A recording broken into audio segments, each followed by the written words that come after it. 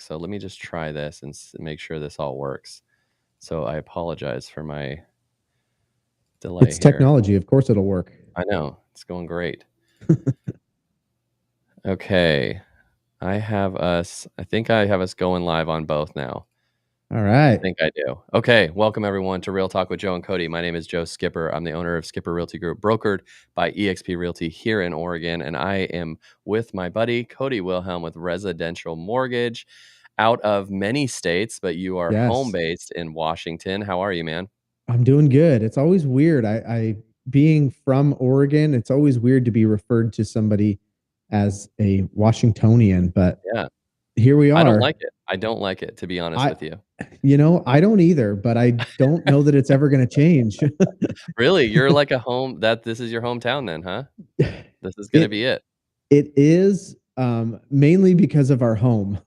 I don't know that we Yeah. could find something that we like better than what we have. Really? But yeah, I'll still always be an Oregonian at heart. Nice, nice. Well, yeah, Yeah. you're always an Oregonian with me, but then I Thank always you. have to introduce you as someone from Washington, which kind of Right. bugs me, but Yeah. I'll live. I'll live. Yeah. Hey, I I think only do for videos in Washington. oh, nice. Yeah. I think for our many, many fans, Yes. including our moms or family members that watch this Yes. once in a while, last week we had some technical difficulties with another program, and It was I a great don't think show it got though. streamed. Yeah, it was Great so show. good, and if whoever missed it, I feel so bad because whoever missed it just missed out on the one of the best shows we've ever done. But Yep. Yep. yeah, I Giving think we have it now. I think going on Instagram will be cool because I think it will get a little bit more involvement there, but hopefully that Mhm. works. It either way, we're talking, so we're gonna have a good time today. Whether Um, anybody's listening or not, we're talking. exactly, exactly. That's like me in my life, like my family life, everything. I at home, I just talk and no one listens, but hey, it doesn't Yeah. bother me. So, You talk to not expect a response, and then when you do get a response, you're like, "Oh, hey, somebody oh was yeah, someone listening. is paying All attention. right, I've got an audience I love now." it. I love it. Well, hey man, I wanted to chat a little bit about with these rates and everything kind of staying unfortunately higher than we wanted them to stay. I Yeah. think we were all hoping for lower rates. We had been chatting earlier about kind of different options, especially for in lower income buyers, and not even lower income buyers, but people that need kind of an assistance with the down payment or maybe not cash heavy. Um, and I just wanted to explore some options with you today and kind of see what your thoughts were with that and what sort of Mhm. programs that residential mortgage offers that could help clients that maybe are short on the cash, maybe are qualified, but just would love to have some breathing room, with cash on the end of a closing. So Mhm. if you kind of want to just start us off, I'll have a billion questions like I always do, and just start Yeah. us off on what your company offers. Yeah, perfect. So we have a variety of options. Some of them are state only. So, like in Washington, because that's just where I do a bigger chunk of my business. Washington, they have a state program. We call it the Washington Bond, but it's done through the Washington State House and Finance Commission, and it is a down payment assistance loan. So they offer you a second loan to cover what your minimum down payment would be on any loan type that you want. So Oregon has their own bond program as well. The difference in the Oregon bond and the Washington bond program are that Washington bond is open, generally speaking, to any lender. Like the lender has to do their legwork to get approved through them. But then as a loan officer, you can take the testing that you need to and get approved for that. Oregon, to my knowledge, has not been adding any new lenders for years and years and years. I've been trying to get on with them for a long time, and they're just not accepting any new people. But there is an Oregon bond program. There's just a small pool of lenders that are eligible to offer that program, but it's similar program. A lot of the state sponsored programs like this are of the same variety, where they are offering you a, say it's an FHA loan or a conventional loan. So you have your first loan that is the standard loan type, and then you have a second loan that is the down payment assistance portion of it. So you're financing in your second loan, which is your down payment. And a lot of them, like the Washington bond version, there's no payment that's due on the second loan. You make your normal payment on the first, and then once you pay off the home, once you sell, once you refinance, that second loan is then due. So it's just something that whenever we have clients that are doing it, we just kind of walk them through the process, educate them on what to expect, how it works. It's not just, yes, it's free money in the sense that there's no interest on that second loan, but you do have to eventually pay it back whenever you move on to the next thing. So most states have a program like that. And then we have a couple other options. Um, One of them is a grant program that I can't remember if we've talked about it before or not, but it is I a think so. grant program.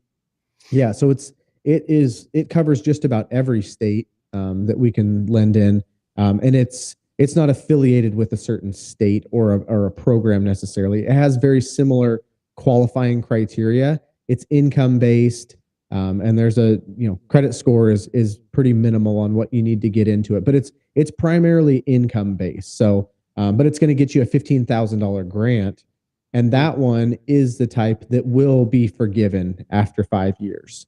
So as long as you stay in the home, it's prorated. So every month you make your payment, your amount that is due back to them if you were to move slowly gets lower and lower. And then after 5 years, it's just completely forgiven. So that's a great option too. That can be used for closing costs and down payment, as well as the bond program.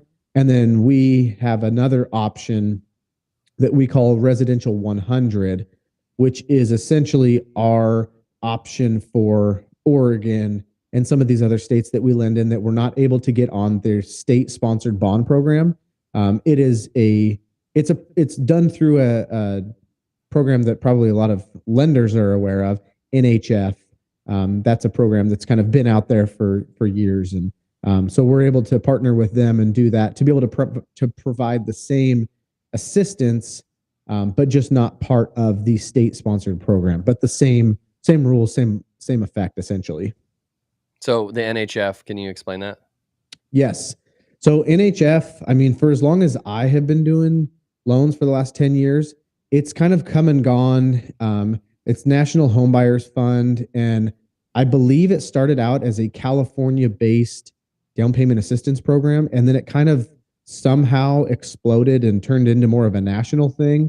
But the way that it works is well, they've kind of changed the terms on how it works over the years.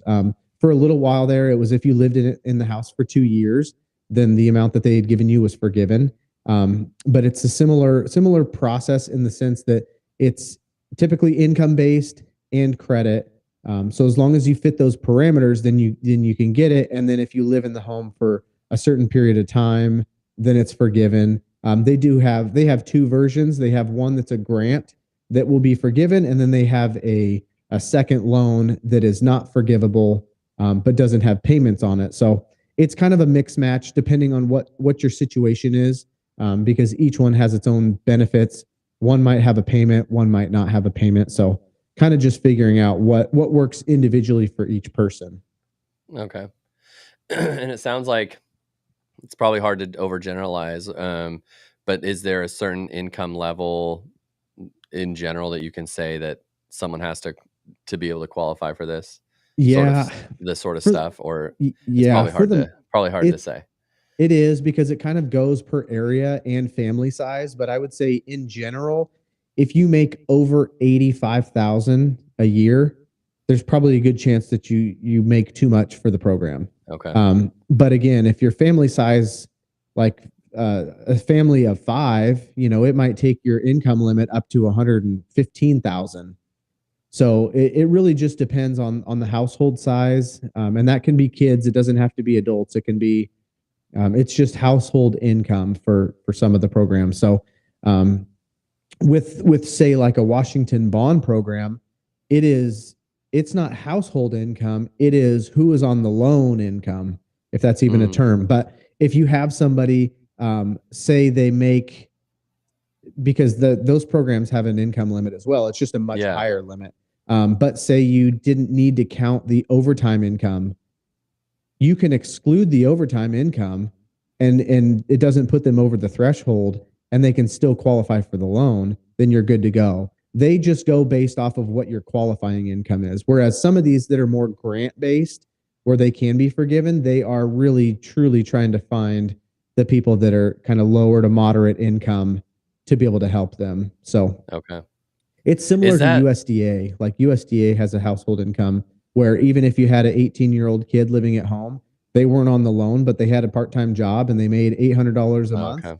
You have to count that when it comes to qualifying. It doesn't help you to qualify for the mortgage, but it hurts, it counts against your income for the program because they're looking specifically for people that are that fit the box for that and truly are in need as opposed to somebody that maybe they might need it, but not as bad as the other people need it. Yeah, So, yeah.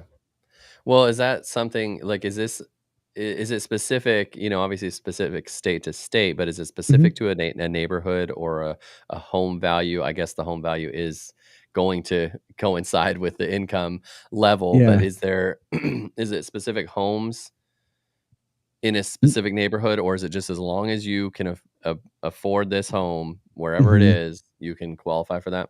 Yeah, yep. So they're not region based. It's not like USDA, like we were talking about earlier. It is specifically for rural areas. So if it's outside of that area, it doesn't count. There's another program in Portland. Trying to remember the name of it. Proud Ground, I think is the name of it. That one is one where it is specific to certain homes instead of like even areas. But what we have that we can offer is not specific to a certain area or region. They are state based, but as long as you're within that state, then Okay. you're good to go. So they might have restrictions on the property type. Like some might lend for a manufactured home, and others might not. Or they're not gonna do it for land loans. It's going to have to be a structure, a home itself. But no, there's no neighborhood specific region or anything like that.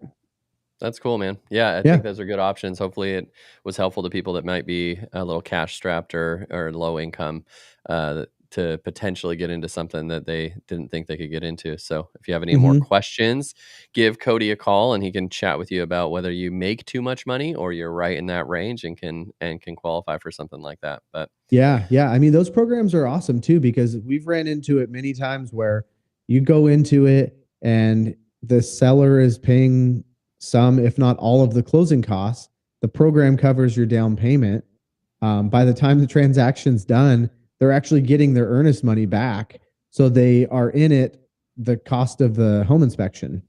So that's they just cool. bought a house for $500 out of pocket. That's cool. That's So really not to nice. say that That can be happens really every time, but it's also not super uncommon. So No, I agree. I agree, especially in this market where things are just sitting on the market longer. You have a little more negotiating power as a buyer, and so yeah, yeah, definitely a possibility for people. So that's cool. Thanks, Cody. yeah, yeah, Um, absolutely. well, that's all I have for you, sir. What what's new on your side of the bridge? You're sick again, In but Oregon, yeah, yeah. I don't know. Like, I don't know what is going on with me. I thought I was fine. My daughter has a cold, and so I thought, "Nah, I've just had my bout of sickness, and now I got it again." So yeah, Eesh. serves me right. I don't have your wife's, Yeah, concoction, whatever she gin she ginger and does. honey and I don't even know. It just I like need it. it sits in the fridge and it like smokes and it boils and I need to deep dive into that because yeah, if I get sick again, in the next couple of weeks, I'm gonna be coming over. I'll actually head yeah. to Washington, which I don't wanna Yeah. do, I don't blame you. I think I'll ask her so that uh, we can let everybody know next time. I think yes. honestly all it is just a jar of honey and then there's just garlic cloves in it and it just Huh, sits in it. It just marinates in there and then and you this is just just take drinking it, right? this is more of like take the garlic out and then cut it up and just swallow it or I mean cuz unless you just want to eat the garlic but Wow, it's this something is about the intense. honey and the garlic together. I mean I We will need to say though, get we need to get her on the next podcast yes, and the explain first her time I ways. took it, it was like I had a full head of hair, and then I took it, and here we are. So I like both things. I like honey and I like garlic. I oh just yeah, that sounds pretty intense. it is So, pretty good. Yeah, but good if on it's gonna good on stop a chicken wings sickness, too. then, oh, yeah, Yeah, that's true. yeah. But yes, sick, but we've got basketball clearing up here, with Rory in a couple weeks, and then All baseball starts right, up. So, yeah, we're ready to boy. go. Do you have an off season when it comes to kids No. sports? No, No, not at this age. Once he's hit this age, he's in competitive everything, so I and love then it. once that happens, he wants football next in the summer. So, yeah. So here we go. Yes. On Good, to the good. next. Well, thank I you, man. like it. Thank you for your Thank time, you. and, Yep. yeah, we will have some good stuff for you. We'll have some good stuff next week, I think. Yeah. Well, I hope you feel Okay. better, man. Thank you. I'm gonna try to end these things and, end them the right way, but Yeah. technology is all over the place, but Just ask anyways, thanks, man. Alexa. Yep. All right, man. All right, we'll see you. Okay, see ya. Bye.